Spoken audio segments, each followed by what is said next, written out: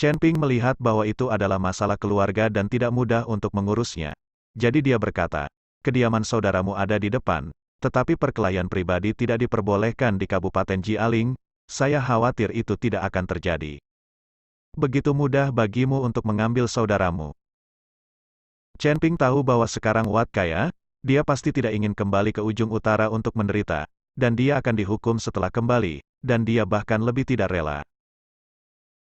Dan dia tahu bahwa di Kabupaten Jialing, selama dia tidak keluar, tidak ada yang bisa membawanya pergi secara paksa. Ini harus menjadi alasan mengapa Nahuat datang ke Kabupaten Jialing. Jika dia tidak kembali bersamaku, bahkan jika aku mempertaruhkan nyawaku, aku akan membawanya pergi. Dia melakukan hal semacam ini dan mempermalukan seluruh keluargaku. Aku tidak akan pernah memaafkannya dengan enteng. Wajah Wagu penuh amarah, sepertinya dia bertekad untuk membawa Watt pergi.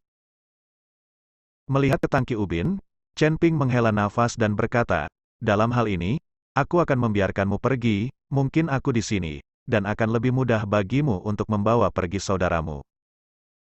Terima kasih, Tuan Chen. Wasilinder berkata dengan penuh syukur. Meskipun Wagang tidak mengerti apa yang dikatakan Chen Ping, mudah untuk membawa adik laki-lakinya bersamanya, tetapi karena Chen Ping bersedia membantu, Wagang sangat berterima kasih. Chen Ping mengikuti Watt kembali ke halaman Watt. Ketika Watt melihat Watt, dia jelas terkejut. Segera setelah itu, dia berbalik dan melarikan diri, tetapi langsung dihentikan oleh dua klan yang dibawa oleh Wagang. Kakak.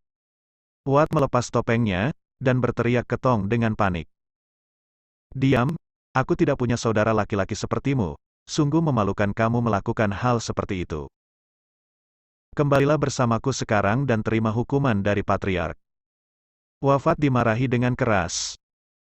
Saudaraku, aku tidak bisa kembali. Jika aku kembali, kamu akan mati. Tolong, jangan bawa aku kembali. Watt tiba-tiba berlutut di depan Tong Ubin, memohon dengan getir. Tapi wajah Watteng masih dingin, dan dia tidak bergerak sama sekali, malah melangkah maju dan meraih bahu Watt, ingin membawanya pergi. Saudaraku, ini Kabupaten Jialing, jangan paksa aku, jika kamu melakukannya, kita berdua akan dihukum. Watt kemudian mengancam Wagang dengan aturan Kabupaten Jialing. Bahkan jika kamu melanggar aturan Kabupaten Jialing hari ini, aku akan membawamu kembali. Setelah Tangki Ubin selesai berbicara, jika Anda menariknya dengan keras, Anda akan menarik Watt ke atas.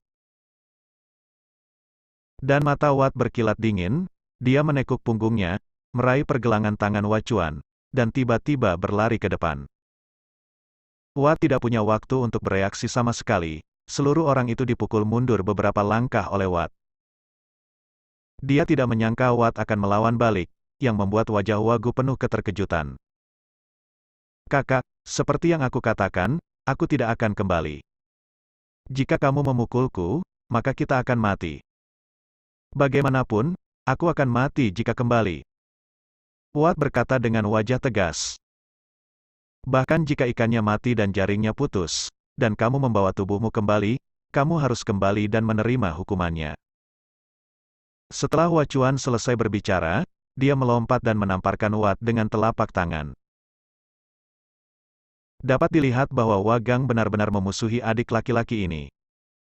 Melihat Watt menamparnya dengan keras, Watt tidak lagi ragu, semakin dia melambaikan telapak tangannya, energi di tubuhnya terus meledak. Alasan mengapa Watt melakukan ini adalah agar para penjaga di Kabupaten Jialing merasakan bahwa ada perkelahian pribadi di dekatnya, dan kemudian datang untuk menghentikannya. Kekuatan Wagang dan Watt setara, dua orang bertarung bersama, sulit untuk menentukan pemenangnya dalam waktu singkat. Pertarungan keduanya memang menarik perhatian para penjaga dari Kabupaten Jialing. Hanya saja para penjaga itu melihat dari kejauhan, tapi tidak ada yang berani masuk ke halaman untuk menghentikan mereka. Karena Chen Ping ada di tempat kejadian, mereka hanya pion, dan mereka hanya akan dimarahi jika mereka masuk. Watt dengan cepat melawan ratusan gerakan dengan Tangki Ubin, tetapi dia tidak bisa melihat seorang penjaga datang untuk menghentikannya, dan dia tiba-tiba menjadi bingung. Wacuan memanfaatkan kepanikan Wat dan menendang perut Wat dengan keras. Wat ditendang keluar dan jatuh dengan keras ke tanah. Melihat hal tersebut, kedua klan yang datang bersama Wat Teng bergegas maju untuk mengendalikan Wat. Tuan Chen, saya membuat Anda tertawa. Setelah mengendalikan Wat, Wagu mengatakan sesuatu kepada Chen Ping karena malu, lalu melambaikan tangannya dan berkata, bawa dia pergi. Segera, Wat dikawal keluar dari halaman. Tolong, seseorang berkelahi secara pribadi, seseorang memukuliku. Setelah Wat keluar, dia melihat seorang penjaga tidak jauh dari pintu, jadi dia berteriak keras. Setelah melihat para penjaga di Kabupaten Jialing, ekspresi Wagang jelas berubah, dan dia berkata kepada kedua anggota klan, kamu bawa pria itu kembali sebentar lagi, dan saya akan tinggal dan menerima hukuman dari Kabupaten Jialing. Kedua klan itu mengangguk dan mengendalikan Wat untuk maju. Dan Wagang siap diinterogasi dan dihukum oleh para penjaga. Jangan khawatir, tidak akan terjadi apa-apa, ayo pergi. Chen Ping tersenyum dan menepuk bahu Wacuan. Wagang tidak mengerti apa maksud Chen Ping, tapi dia mengikuti Chen Ping dan terus bergerak maju. Bantu aku, selamatkan aku. Saat melewati para penjaga itu, Wat berteriak seolah menggenggam sedotan. Wagang gugup, siap menjelaskan kepada penjaga kapan saja. Tapi pemandangan aneh muncul, para penjaga itu mendengar teriakan Wat, seolah-olah mereka tidak mendengarnya, mereka semua menoleh ke samping, pura-pura tidak melihatnya. Kali ini, silinder ubin itu langsung bingung, dan dia menatap para penjaga dengan tak percaya. Sampai mereka pergi, para penjaga itu tidak mengejar mereka. Benar-benar aneh, apa yang terjadi pada para penjaga itu hari ini? Wagu penuh keraguan dan berkata, bukankah aku mengatakan itu, dengan aku di sini, tidak akan terjadi apa-apa. Chen Ping sedikit tersenyum. Pada saat ini, Wagang teringat apa yang dikatakan Chen Ping, dan tiba-tiba menyadari bahwa alasan mengapa penjaga ini tidak peduli adalah karena keberadaan Chen Ping. Kali ini, Wagang memandang Chen Ping dengan tidak percaya. Dia benar-benar tidak mengerti mengapa para penjaga di Kabupaten Jialing takut pada Chen Ping. Anda harus tahu bahwa alam Chen Ping hanyalah peringkat kedua dari alam tubuh bugar, bahkan penjaga yang menjaga gerbang lebih tinggi dari alam Chen Ping. Mengapa kamu takut pada Chen Ping? Karena itu bukan karena kekuatan, itu karena identitas. Memikirkan hal ini, Wagang menarik napas dalam-dalam, dia tidak bisa membayangkan seperti apa identitas Chen Ping nantinya, membiarkannya melanggar peraturan dengan santai di Kabupaten Jialing seolah-olah dia sedang berjalan di tanah. Pada saat ini, seorang penjaga Kabupaten Jialing bergegas, berjalan ke Chen Ping dan dengan hormat berkata, Tuan Chen, Anda bisa keluar melalui gerbang utara. Chen Ping mengangguk. Penjaga itu berbalik dan segera pergi setelah memberi hormat. Chen Ping tahu bahwa Tuan Yan pasti menanyakan hal ini. Karena Raja Lang Petir tidak berada di gerbang utara, dia dapat meninggalkan Kabupaten Jialing melalui gerbang utara. Melihat sikap hormat penjaga Chen Ping, Wagang semakin yakin dengan pikirannya, status Chen Ping pasti luar biasa. Sekelompok orang keluar dari Kabupaten Jialing melalui gerbang utara. Tuan Chen, mau kemana? Setelah meninggalkan kota, Wagu bertanya pada Chen Ping. Aku berencana pergi ke ujung utara untuk menemukan harta karun. Sejujurnya, aku juga membeli salinan peta harta karun yang dijual oleh kakakmu. Chen Ping berkata tanpa menyembunyikan apapun. Tuan Chen ingin menemukan harta karun itu. Hebat, kita sedang dalam perjalanan, dan saya sangat akrab dengan ujung utara. Mungkin aku bisa membantumu menemukan harta karun itu. Kata Wagu dengan penuh semangat. Melihat Tong Ubin, Chen Ping merasa sedikit malu, menggali harta leluhurnya dan meminta mereka untuk membantu. Bukankah itu terlalu berlebihan? Wagang, seseorang ingin menggali harta karun klan pemurnian tubuh kunomu, apakah kamu tidak akan marah? Apakah kamu tidak akan menemukan harta karun itu sendiri dan kemudian menggalinya? Chen Ping bertanya dengan bingung. Mendengar pertanyaan Chen Ping, Wang Gang tersenyum canggung dan berkata, kami tidak memiliki kemampuan untuk menggali.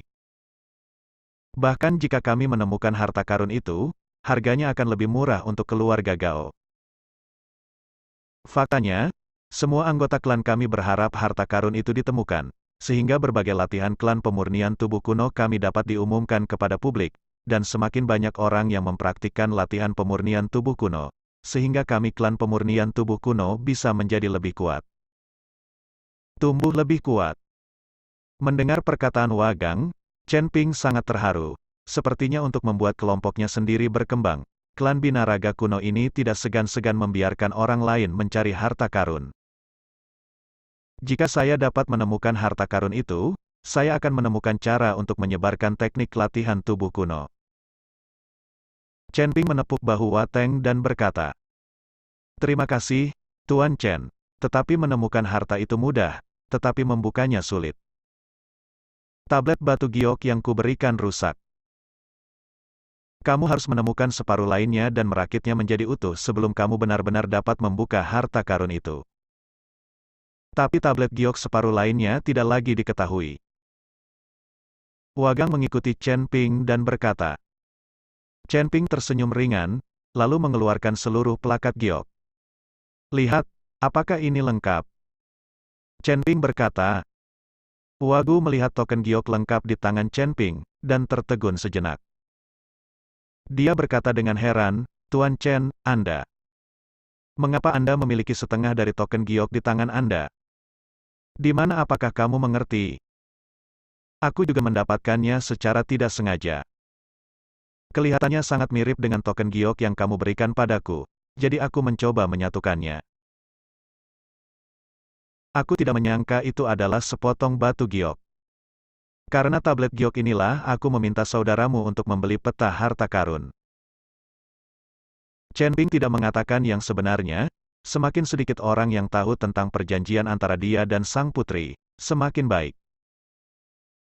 Itu kehendak Tuhan, itu kehendak Tuhan. Wang Guan tampak bersemangat, lalu berkata, Tuan Chen, coba teteskan setetes darah ke dalam kartu giok ini. Mengapa? Chen Ping terkejut.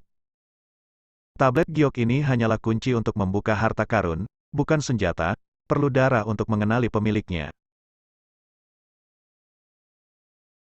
Cobalah dan kamu akan tahu. Kata Wang Chuan. Chen Ping mengangguk, dan mengeluarkan setetes darah dari tengah alisnya, dan meneteskannya ke tablet batu giok. Diiringi dengan menetesnya esensi darah, tablet giok itu tiba-tiba bergetar, lalu embusan udara hitam keluar dari tablet giok, disertai dengan suara hantu dan serigala yang melolong, terdengar sangat menakutkan. Saat ini, penglihatan langit dan bumi terbit, awan tebal, dan langit langsung suram, disertai guntur. Pusaran hitam terus berputar di udara. Bagaimana ini? Melihat ini, Chen Ping langsung mengerutkan kening. Wang Gang jelas tidak mengharapkan penglihatan seperti itu muncul, matanya membelalak, dan wajahnya penuh ketidakpercayaan. Pada saat ini, semua orang tercengang. Itu hanya tablet batu giok, meneteskan setetes darah, itu akan menghasilkan penglihatan yang begitu kejam. Tuan Chen, cepat singkirkan plakat giok. Tiba-tiba, silinder Wang berteriak. Chen Ping buru-buru menutupi tablet giok dengan kedua tangan, lalu melemparkannya ke ring penyimpanan. Dalam sekejap, penglihatan langit dan bumi menghilang, dan langit menjadi cerah dan jernih, kembali ke tampilan aslinya. Ini sangat keras, bagaimana bisa ada energi sihir di tablet giok ini? Chen Ping mengerutkan kening dan menatap Wang Feng. Jelas, Wang Gu harus tahu sesuatu, kalau tidak, dia tidak akan membiarkannya meneteskan darah. Wang Chuan hendak menjelaskan, tapi tiba-tiba tiga bayangan hitam terbang lewat dari kejauhan, dan dalam sekejap mata, ketiga bayangan ini sudah tiba di depan Chen Ping dan yang lainnya.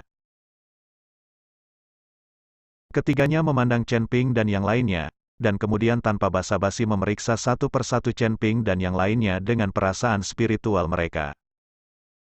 Anda harus tahu bahwa penyelidikan tanpa basa-basi semacam ini dengan indera spiritual adalah yang paling mungkin membuat orang merasa jijik, dan mungkin ada pertengkaran.